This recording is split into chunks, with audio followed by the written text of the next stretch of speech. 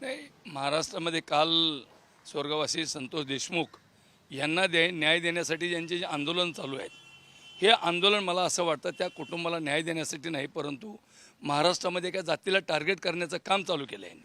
आणि टार्गेट करताना काल परभणीमध्ये जे खऱ्या अर्थाने मराठा समाजाचे दैवत जरांगे पाटील यांनी एक वक्तव्य केलं की महाराष्ट्रातल्या यांच्या घरात घुसून काय करू, घरात घुसून काय करणार, काय करणार घरात घुसून, त्याच्या पुढचं सांगा ना एकदा काय करणार ती. मग काय काय होतं बघूया आपण. परंतु मी राज्याच्या मुख्यमंत्र्याला जाऊन भेटणार आहे. शिष्टमंडळ किमान महाराष्ट्रातले 20, 25, 50 OBC मधले सगळे लीडर घेऊन राज्याच्या मुख्यमंत्र्यांना भेटणार, त्यांना विनंती करणार आहे.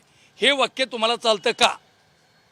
ही जी भाषा आहे ही भाषा त्यांना चालते का हे मी मुख्यमंत्र्याला विचारणार आहे. त्यामुळं 2-3 दिवसामध्ये याच्यावर CM साहेबाची वेळ घेऊन ते निवेदन आम्ही देणार आहोत. परंतु महाराष्ट्रातल्या वंजारी समाजाला टार्गेट करण्याची आवश्यकता नाही. वंजारी समाज एवढा सक्षम आहे की त्यांचं काही वाकडं होऊ शकणार नाही. परंतु तुम्ही निव्वळ अन्याय करण्याचं काम, बदनाम करण्याचं काम, मी सुरेश धस साहेबांना विनंती करतो. या विधानसभेमध्ये वंजारी समाजाच्या प्रत्येक गावामध्ये 50% मतदान तुम्हाला पडलं आहे. तुम्ही सांगता यांनी विरोध केला, विरोध नाही केला. भारतीय जनता पार्टी म्हणून तुम्हाला अखंड OBCनी आणि वंजारी समाजाच्या लोकांनी 50 ते 60% मतदान तुम्हाला दिलं आहे. आणि आज तुम्ही ही भाषा करता की घरात घुसून काय करू. घरात घुसून काहीच करू शकत नाही तुम्ही.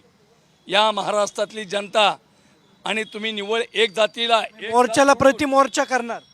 100% करणार ना, 100% करणार. बीडमध्ये लाखोच्या संख्येने मोर्चा काढणार आणि याचं उत्तर देणार. देश विदेशातील प्रत्येक घडामोडींचे लाईव्ह अपडेट मिळवण्यासाठी आता साम टीव्हीच्या सर्व सोशल मीडिया प्लॅटफॉर्मला लाईक, फॉलो आणि सबस्क्राईब करा. तसंच सर्व नोटिफिकेशनसाठी बेल आयकॉन प्रेस करायला विसरू नका.